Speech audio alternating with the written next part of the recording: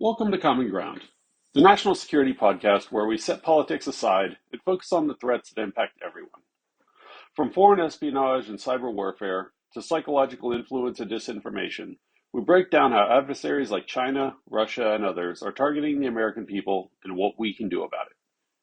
I'm Shane McNeil, and as always, I'm joined by my co-hosts Amanda Lynn Davis and Logan. This is where the real conversation begins. This is Common Ground. All right, guys, welcome to another episode. Today we're talking about an issue that I think is very timely. The fact that people just don't trust the news anymore. It is a topic that seems to be getting continuously worse. And I read a study recently that as of like last September, like 31% of Americans think that there's a great deal or a fair amount of trust or lack of trust in the media. Like people don't trust what they see on the news. They don't trust what they, read in the newspaper. And they're the whole what is the saying, the mainstream media, where that's used as like you can't trust it, that's the mainstream media, right?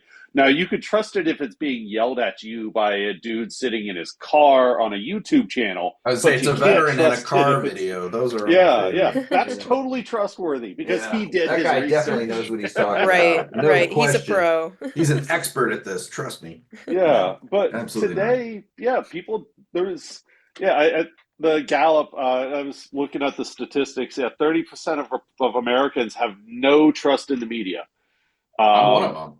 Yeah. yeah, I but don't trust them. you have to get Add me information from in. somewhere.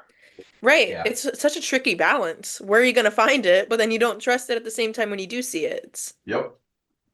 Yeah, Yeah. yeah, there was the same polls we were talking about. There is a very clear divide on this one though. When we're talking about common ground on this show, it very much is divided by political party, though. Oh, Democrats sure. tend to show their trust ratio tends to be about 58%. So, if you have, a little over half of Democrats trust the media, but the Huh. Republicans, that actually is at 8%. 8% of Republicans trust the media.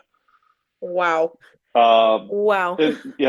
and so and then they broke it down by age too. So 65 years or older, 43%, but people under 50 years old, only 26% of people under 50 years old trust the media. So it's and that probably goes back to the day when I remember when I was growing up.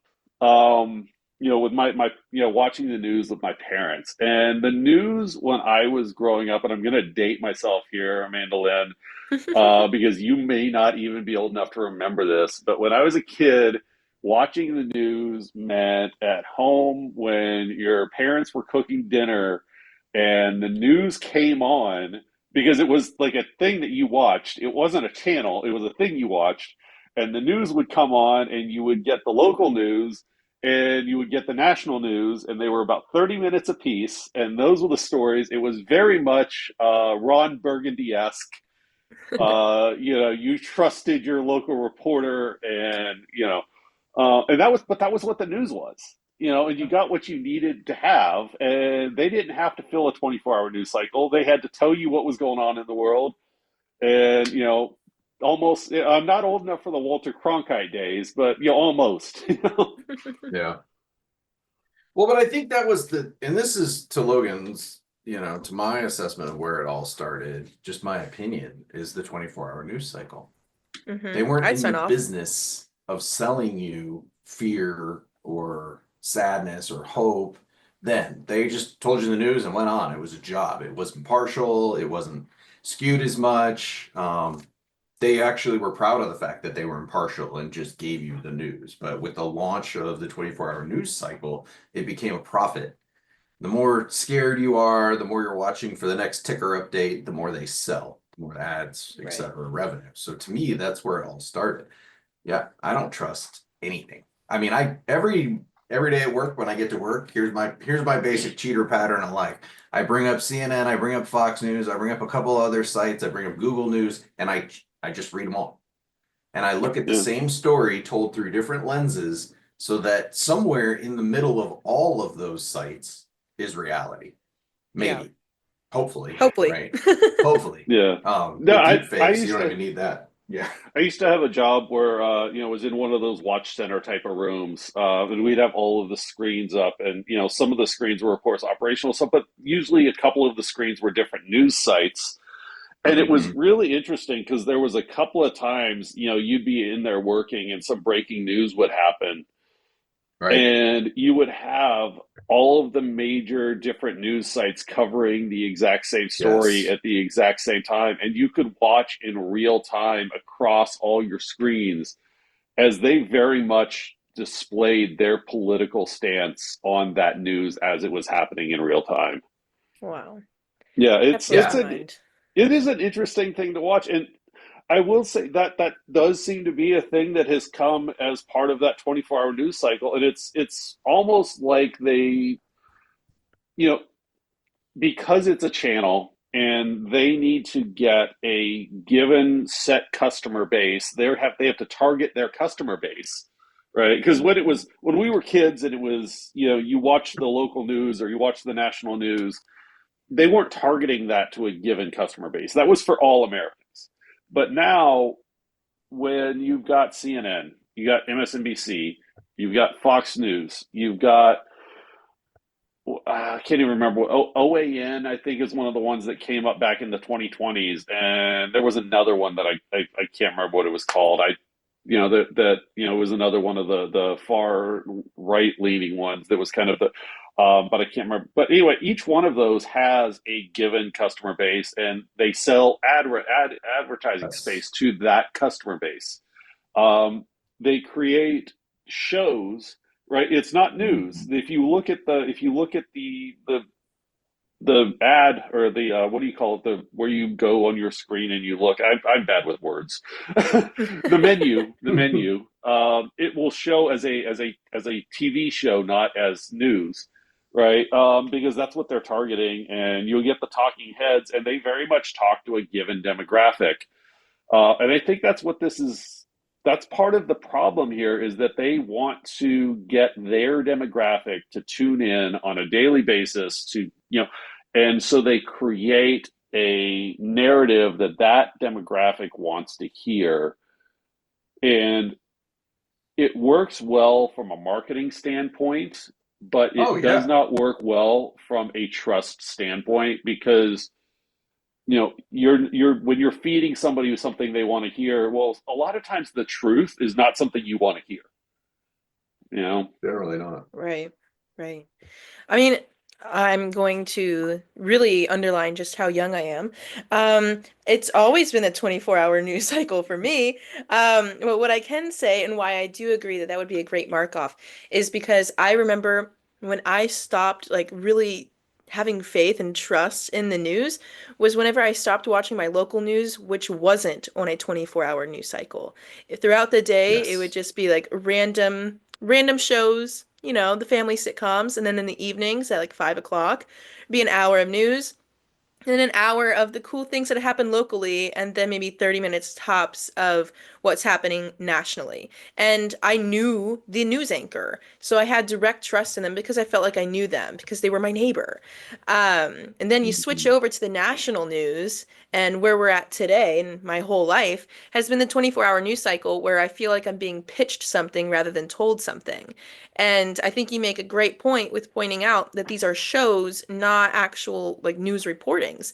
Because I think a lot of people who I talk to who have like a loyalty to some of these channels, whether that be Fox, CNN, etc., whatever it may be, it's because they like the anchors. They think they're funny. They think they're fun. They think they're sweet. They're endearing. There's something that they can relate to.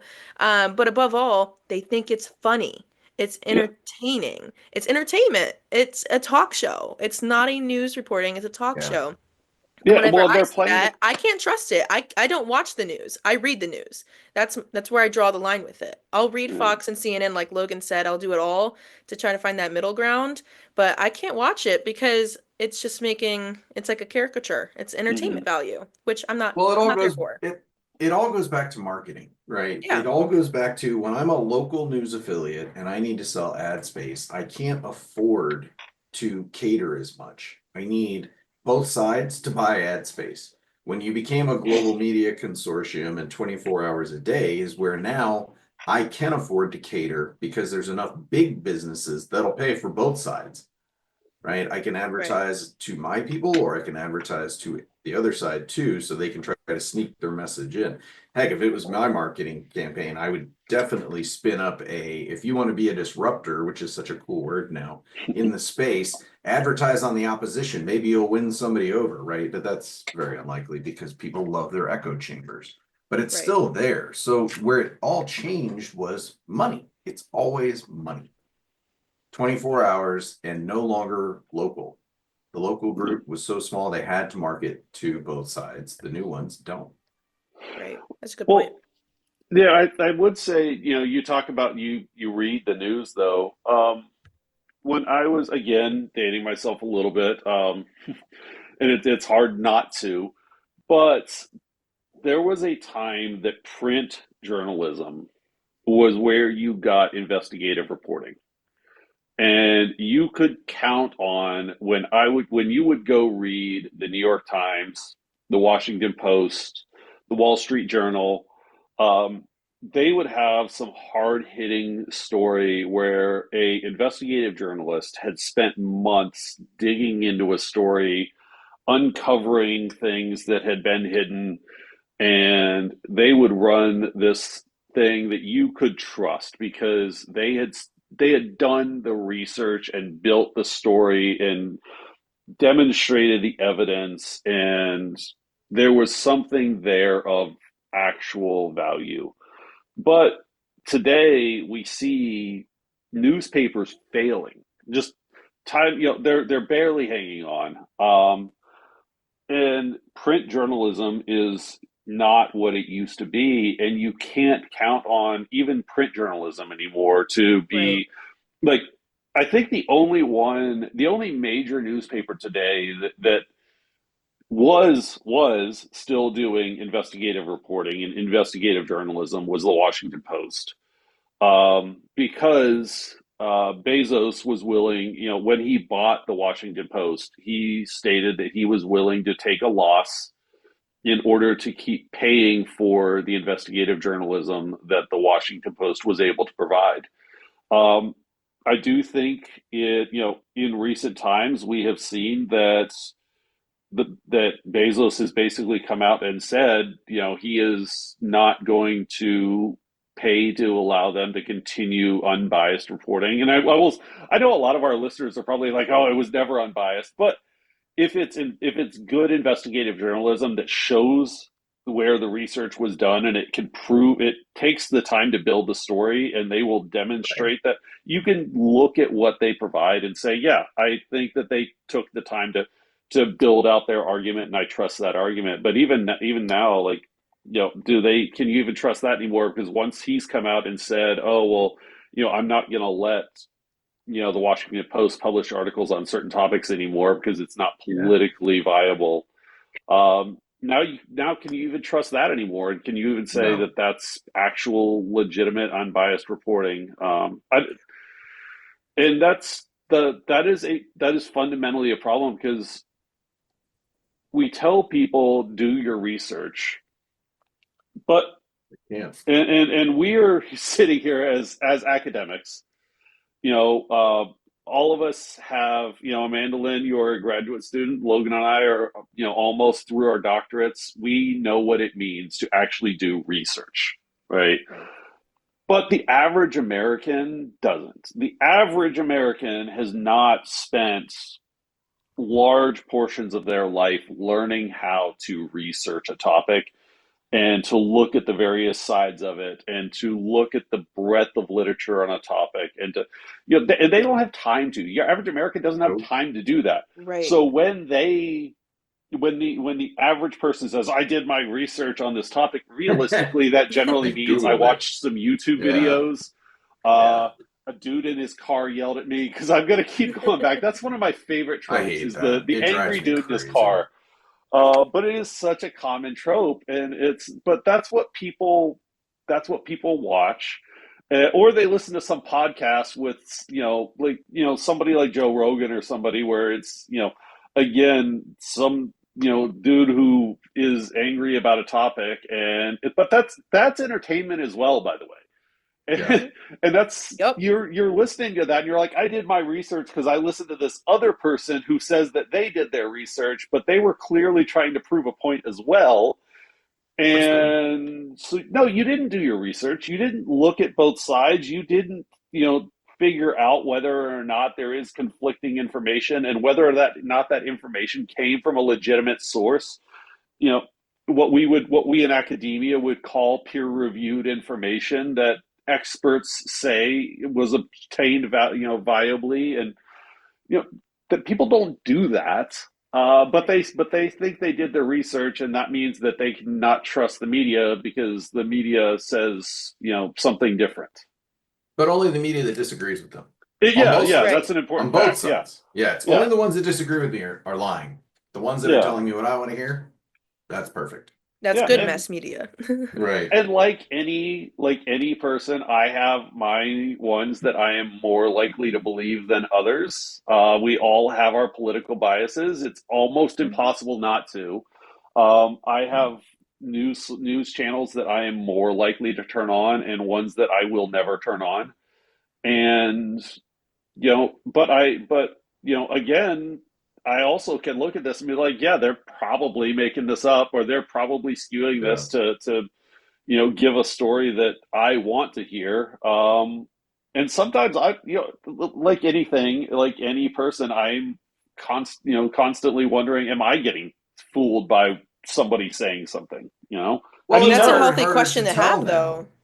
But it's harder yeah, and harder to tell now. I walked into one of those rooms that Shane was talking about overseas where, all the screens are going at once. And the media channel they had, I was saying some crazy stuff, and everybody was in a tizzy about it. And I was like, you realize that's RT, right? They're like, what's RT? And I'm like, Russian television, you dummy. You're yeah, literally watching Russian propaganda and getting spun up. You know that's what they do, right? Like this is their thing. yeah. Americans like guns, Russians do propaganda and misinformation, disinformation. It's kind of their thing, They got right? it. It's the thing. And they were like, "Well, it just says RT." And I was like, "Google what RT means. It's Russian television. hmm Yeah, It's got a message, and it's not just for profit. It's also to sow discord and dissent amongst our population. That's what they're doing. yeah, And So, it was I mean, working. those sources are harder and harder to tell. It looked legitimate. It looked just like any other major news outlet, right? But, just because it wasn't Al Jazeera and it didn't play into most people's prejudices, they automatically bought it, which Al Jazeera, for a while there, was actually a really like middle line, these are the facts news source. And then they kind of, but whatever. When they started out for a hot minute, they were decently unbiased. I always found Al Jazeera, and even today, I would say if it's a non-Middle Eastern topic, Yeah. um, Okay, that's fair. I think that's the thing It's is fair. you could have different, like I watch BBC.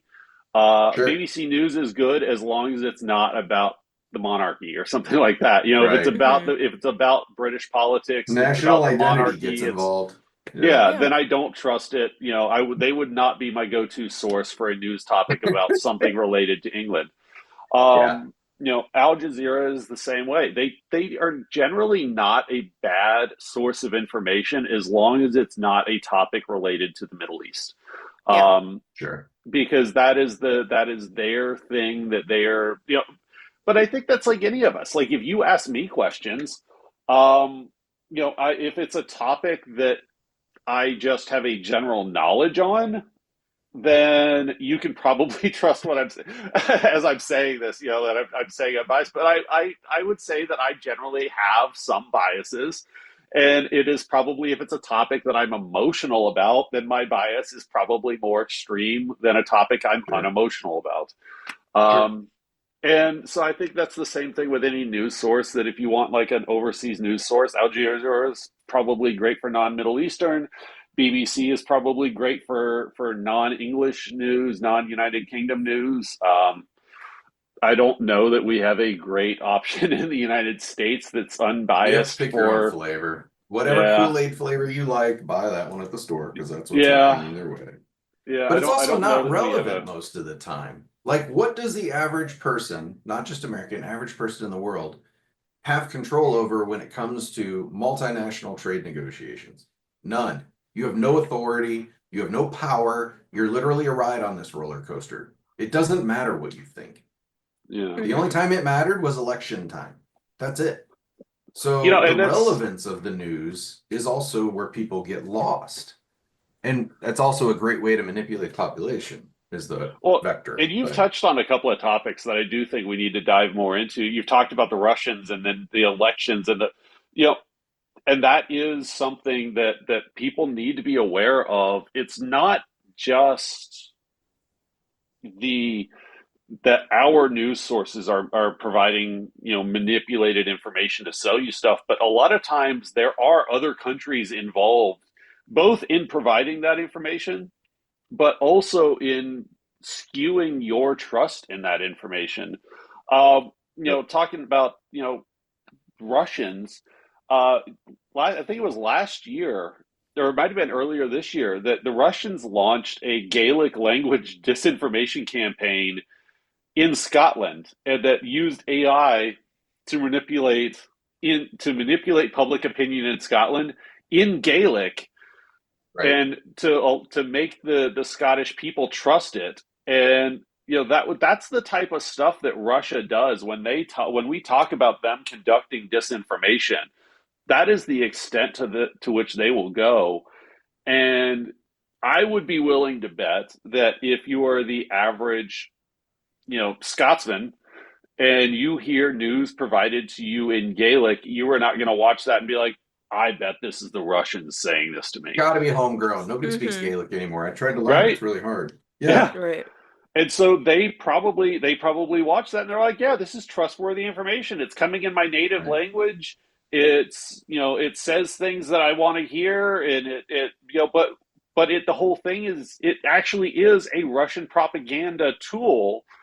Right. And how do you get people to see something like that? Because I mean, just the fact that we are putting that information out, that was actually put out by the Times, by the way. And that, so if you're not inclined to believe that news source, then how do you believe the fact that that even took place? Hmm. Right. It's it we're they have our and our adversaries have created a situation where, what is the truth? In previous That's the episodes, goal. I have Right. talked about how I hate the term post truth.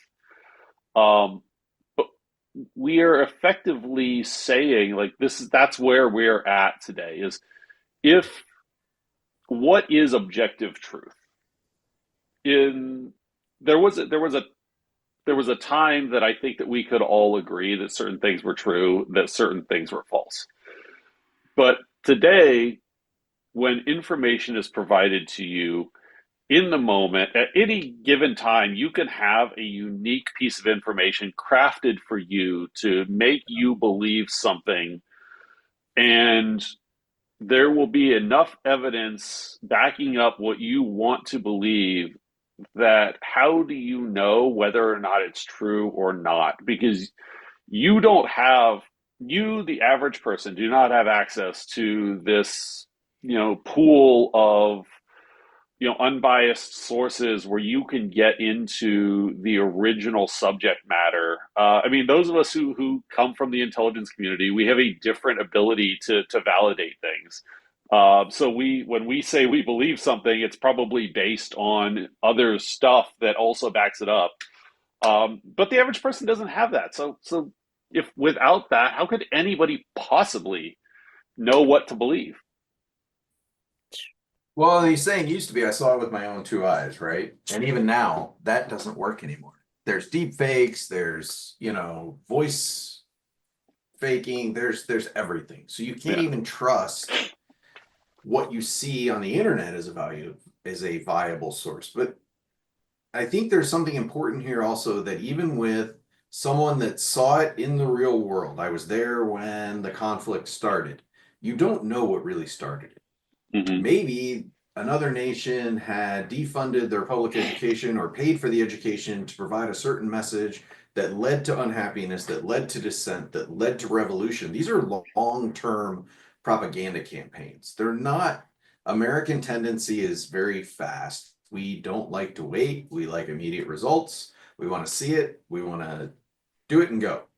Hmm. These other nations have much longer histories, there's much longer time, and they will run multi-generational campaigns to influence and change national power. And people just they don't take the time to understand the culture behind the Right. messaging, behind what's happening. And it all goes back to, if something got hacked, it was probably China. If somebody told a lie, it's probably Russia. There you go. Most of the Yeah. time, there you go. I think that has a lot of truth to that, honestly, because like Logan said, we are so fast-paced as a society. Who provides the quickest answers for us? Oftentimes, it's something like some sort of fringe Mhm. site that's just going to feed into what you might think it is, like the back of your mind. What's the craziest conspiracy theory you can come up with? And Yeah. it perpetuates that because it's Right. easy, it's convenient, and the average American, and I And it's can't blame them. scandalous. Yeah, exactly. But the Juicy. but it's ooh, yes, I love it. It's tea. They're Yeah. spilling tea. Yeah, there's tea. Always.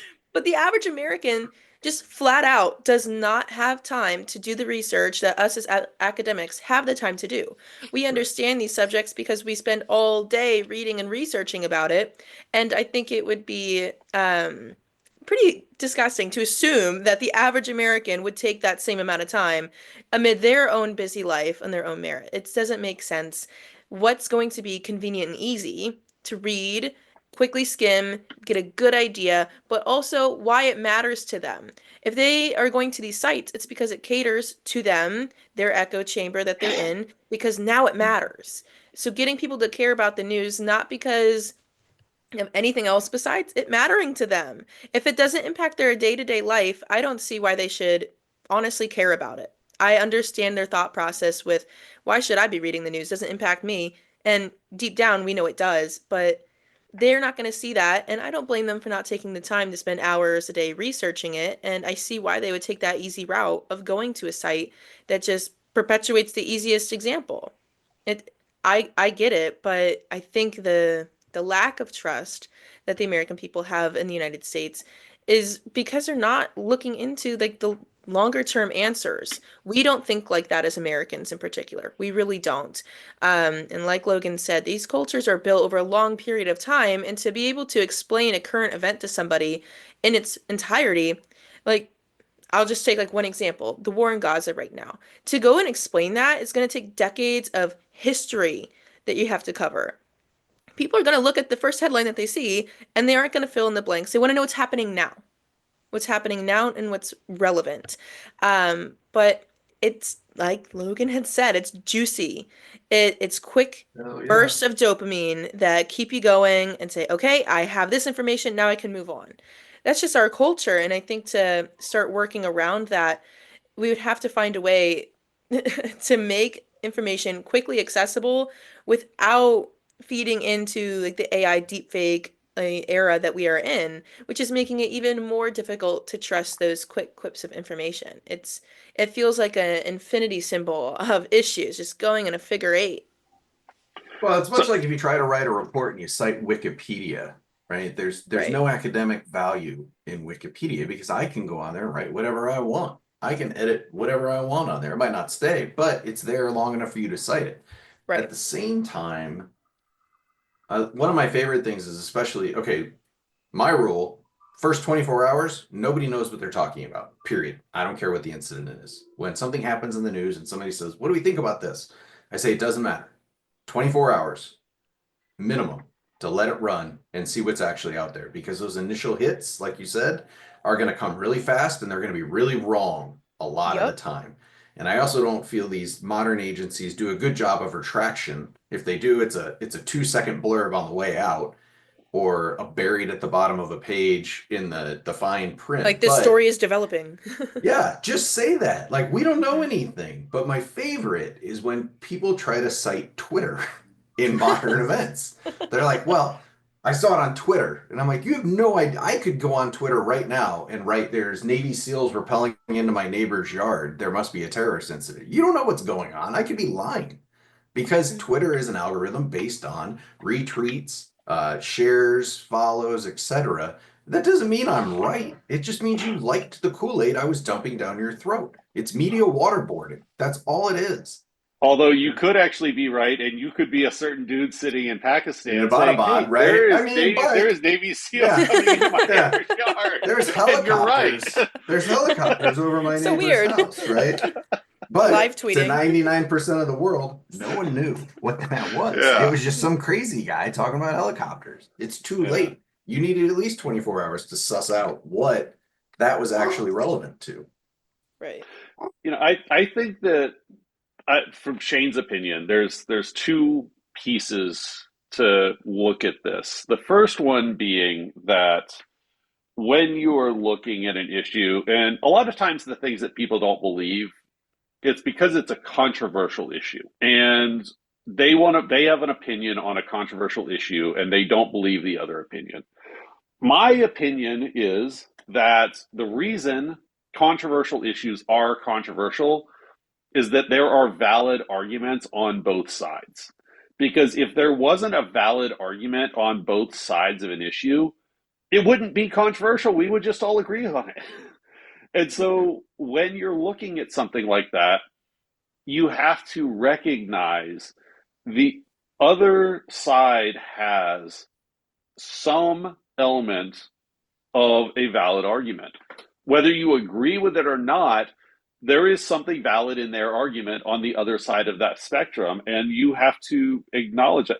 And the other piece of that, and it feeds off of that first one, is that you have to recognize your personal bias. And people struggle with that. I struggle with it all the time, but one of my things that I try to do is I'm very big on self introspection, and and I believe that it's part of the human experience to constantly be trying to better ourselves. And for me, part of that is, where are my biases? I personally tend to lean very conservative on national security topics. That is a bias.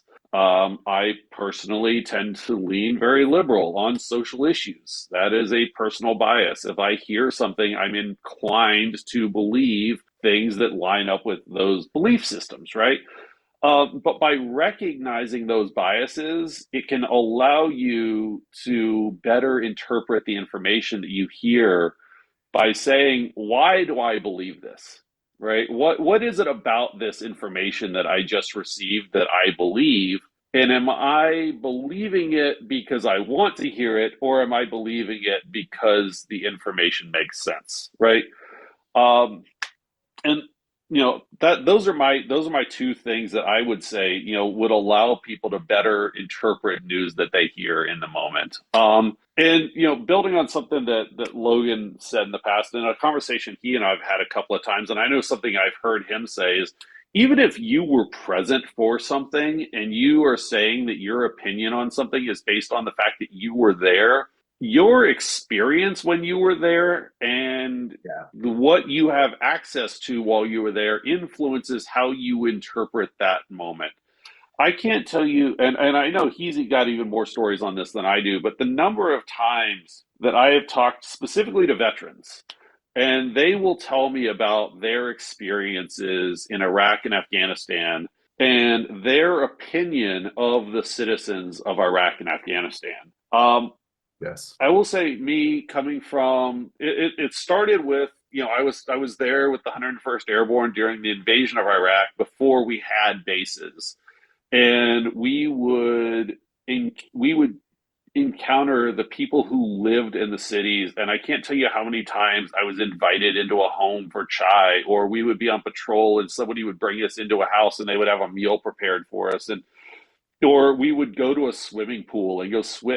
One of my favorite pictures from that deployment of that first year of the invasion was actually me and my platoon at a swimming pool with a bunch of Iraqi kids, just having a ball. And that was my introduction to Iraq.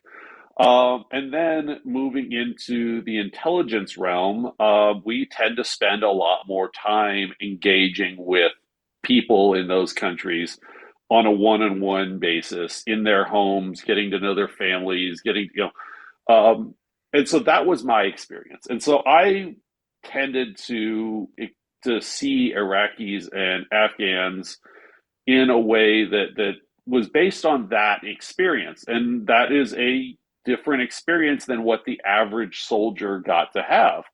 And I'll talk to veterans, and this, yeah, I did 4 tours in Iraq, and I know that you can't trust Iraqis because they all just want to kill you. And I'm like, yeah, dude, because you were doing combat patrols and everybody that you encountered wanted to kill you. That was your experience because that was the situation you were in. So yeah, that's why you think that the people are that way. Now you do have firsthand experience. So you're basing your beliefs on your firsthand experience, but you have to understand that your firsthand experience is not a normal experience. The average Iraqi is even in a country that is at war, the average person there wasn't engaged in combat with the American forces. So you can't say that that was what the average person there was like. You know, that you Yeah. encountered a very specific type of person. But Well, but this people, is my veteran angry truck moment, and you both know that. But like this topic particularly really just crawls under my skin when people talk negatively about these nations that we go to, and someone trying to kill you is a traumatic event that thankfully most humans never have to experience. And I'm not invalidating what those people's experiences were that someone tried to kill them. It's very traumatic. That's what you remember. But at the same time, there was 99% of the people around you every day that didn't. But you don't remember that because you remember the one guy who tried to kill you because it's personal, right? And that is what they remember, but they don't let their personal bias be overcome to see past that. The people were great. And not to mention, like, and kind of what Shane said, where yeah, they tried to kill you. And if you came to my country with guns and pointed them at everybody, I'd probably take a shot at you too. Right? Like it's not okay to go to other people's countries with, well, I shouldn't say it's not okay, because sometimes there's reason, well, and we do but tend to do it in our line of work. there's reasons that it's acceptable and there's reasons it's not. But you cannot ignore the emotional impact of seeing a foreign person in your land armed, possibly doing harm. If you go back all of human evolution, wars have escalated because there were foreign people on your land. And yet the American culture is that we have bases all over the world. We are immunized to feeling that when we're in other countries. But if you want to bring up a excuse me, can't talk, hot button topic, talk about someone like building a base in the United States or the UN coming to lay down the law in the United States, you'll get a vehement reaction from US citizens. But we don't see that we go to other people's countries. We have bases, we patrol with weapons, we do all these things that any other person would be like, you can't do that. You're going to get in a fight. And then we're upset when we get in a fight. Like, of course Yeah, we got in a fight. That's what happens. yeah. So, yeah. Well, and to circle this back to the media piece, because I know this is something that Logan and I both feel very strongly about, and I just talked about. If you feel strongly about it, you're probably Yeah. biased on it. Right. But this is where people can recognize their bias, right? That everybody has one. Every single person has a bias, and the way that you can learn to trust media is to recognize your personal bias and to understand that, number one, they are trying to sell you something. To number two, understand that you are biased to why you are watching it, right? And that there is a reason that you are inclined to believe that. And circling back to the fact that we all believe things for a certain reason, and that it's controversial because the other side is probably right. If I believe something strongly on a controversial issue, I need to recognize that the person who disagrees with me probably has some valid points. And I need to be willing to hear what those valid points are, if for no other reason than because one of the things that causes the worst events in American, the things that lead to things like January 6th and stuff like that, is people not feeling heard. And that if you will just take a minute to hear what the other side has to say, if nothing else, you let them feel heard. Even if you're not letting them feel heard, you're understanding how to win them over. Like, Yeah. you don't have to just be magnanimous about it. Like, if you just want to be a good person, yes, you should hear other people. But even from a strategic advantage, if you understand the opposition's viewpoint, you can diffuse it, make it irrelevant, and move them to your side. So if you're just looking at gaining followers and treating life like a Civilization 7 game that takes days, there's ways and reasons to do it. In general, just let Yeah. people talk. Yeah. Learn. I think you just very much heard the difference between Logan's personality and my personality, because I just want to be a good person and he wants to manipulate you. That's not true. I just I'm think that just There is kidding. merit I'm to just both. kidding. Merit to both. there are people that will not see the intrinsic value in letting people vent, and they need other motivation. And I Yeah, think it yeah, exists in It's both cases. multi-layered, and I think there's Yeah. great buy-in for both sides on that. So if you're one of those people that needs that manipulation little token, then sure. But I also think, yeah, just being a good person and hearing people out, because you would want to be heard too. Golden rule, you know? yeah. Well, and to kind of wrap this up for the day, we're not going to move past the 24-hour news cycle. Mm-mm. That's not Yeah, too that's much not a money. realistic thing that's going to Yeah. happen. No way. We are not going to move past media bias. Nope. We are not going to move past we're not going to move past foreign malign influence, and we're not going to move past information campaigns. We're not going to be able to put the deepfakes thing back in the bottle. We're not going to None of those things are going away. So the only thing that people have control over is their own recognition of why they believe the things that they believe. And that's Hmm. my takeaway for the listener today would be: spend a little bit of time thinking about why you believe what you believe, and recognize where you have strong emotions on a given topic, and that because of that you're probably biased on that topic. Yeah, and Sure. that's probably that.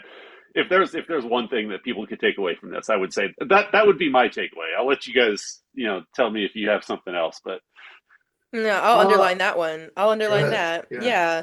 Yeah, for sure. Recognize your bias. It's good for you because it helps strengthen your argument as well. Because if you can find out why you really believe something, then you might be able to make your argument more convincing for other people.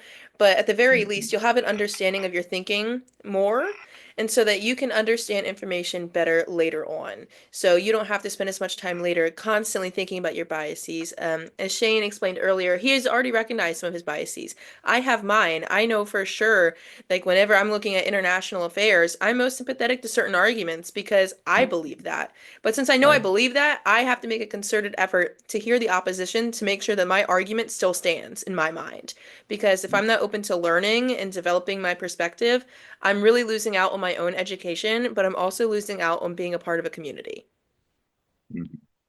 Yeah, I think at the end of the day, trust no one. No, I'm just kidding. I'm not that guy. I'm not that paranoid. But I think take some time and learn how to assess for valid truths and then recognize your own emotional investment in a stance so that you can better understand whether or not it's the right stance. It's not always going to work. It's hard. Emotions are hard. Humans struggle with them. But if you can learn the lens that you see the world through and how to filter, it'll help you, not just in understanding the world, but in understanding yourself and how when someone's trying to engage you emotionally so that they can win an argument, you can put that emotion aside and say, yes, I recognize I'm angry, but I'm still going to be rational. I'm going to dismantle you in this debate, right? There's a reason there for it. So Dismantle. yeah, Good. yeah, I love arguing. It's kind of my I love thing. it. But there's there's a place for it, and there's a way to learn what your personal biases are. So I think read a book is something I would tell every person on the planet. Read more books, right or wrong, and just recognize that there's a profit model behind 99% of the things that are shoved down your throat. Back to media waterboarding. So yeah, that's good for me. Thanks, Logan, Mandolin. Appreciate the conversation today. Yeah. All right, that's it for today's episode of Common Ground. If you found this discussion insightful, make sure to hit that subscribe button so you never miss an episode. We're here every other week breaking down the national security threats that impact all of us, no matter where you stand politically. And if you liked what you heard, leave us a review. It helps more people find the show and join the conversation. Plus, we promise to read every single one, unless, of course, it's written by a bot from Beijing or a Winnie the Pooh costume. You can also follow us on LinkedIn and Blue Sky for updates, behind the scenes content, and more ways to stay informed. Got a topic you want us to cover? Let us know. We love hearing from our listeners. And remember, national security isn't left or right, it's about all of us. Until next time, let's find some common ground.